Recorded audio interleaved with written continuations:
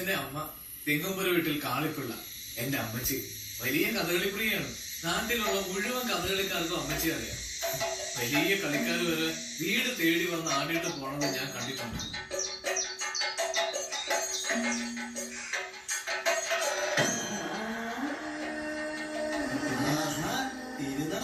ഭഗവതിയെ കണ്ട പോലുണ്ടേ.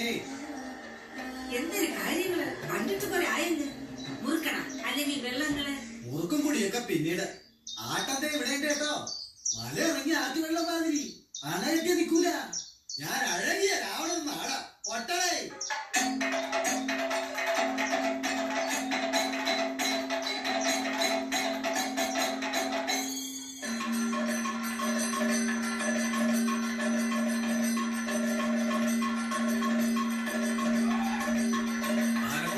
പിടിയാനൊക്കെയാണ് അധികാരം.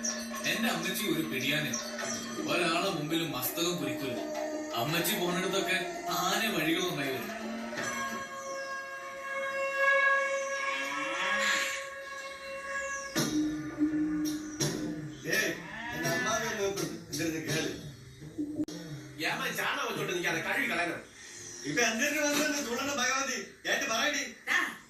നിന്റെ ഓഹരിയിലുള്ള തെക്കേ വയലില് ചെല്ലിയാനാണ് പിന്നെയും വാഴ വെച്ചിരിക്കണം.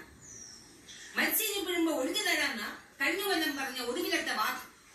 ഇപ്പൊ മത്സ്യങ്ങൾക്ക് വാഴ കലയെടുത്തിക്കണം.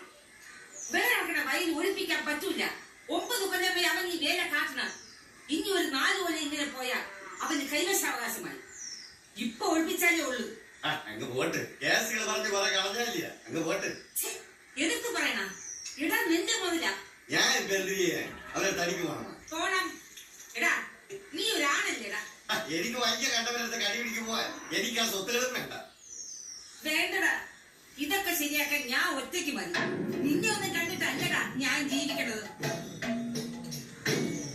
ഓടിപ്പോ, അമ്മച്ചി ഒറ്റയ്ക്കാ പോണത്. ഓടിപ്പോ. തകതീരെ പറയില് കുട്ടിച്ചാത്തമ്മയാണല്ല.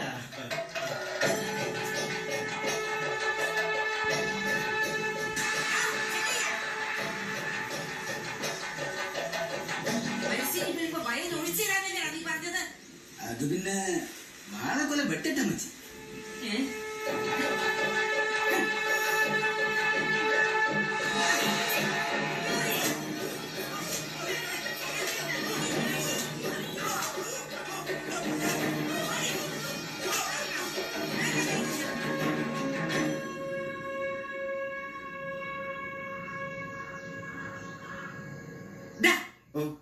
ഇവിടെ കഴിഞ്ഞ തവണ ഉണ്ടായിരുന്ന ഇന്ദിരാഗാന്ധിയുടെ പടം എവിടെടാ? അത് പിന്നെ പ്രസിഡന്റിന്റെ പടം മതിയെന്ന്. ആരവൻ? ആ പെണ്ണാപ്രദമാണ് ഈ നാടിന്റെ റാണി. കേട്ടടാ? പുതിയ കേരളത്തിന്റെ ഇത് കേരളം ഭരിക്കുന്നത് ഈ പുറത്തുനിന്ന് വരുന്ന ആളുകളെ ആയിരിക്കും. നമുക്ക് അനുഭവമുണ്ട്.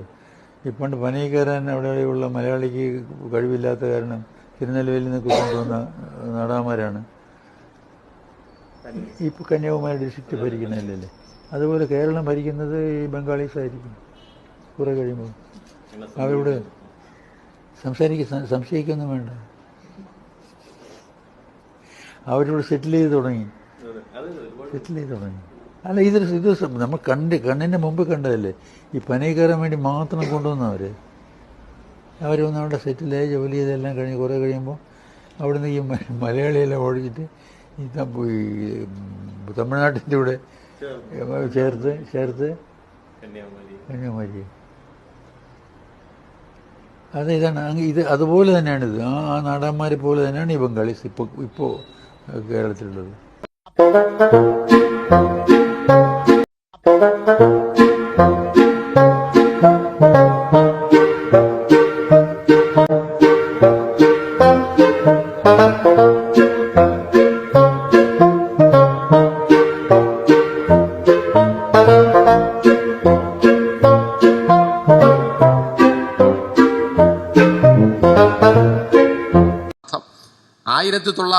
1812 വന്നൊരു കോടതി വിധി കേട്ടോളൂ.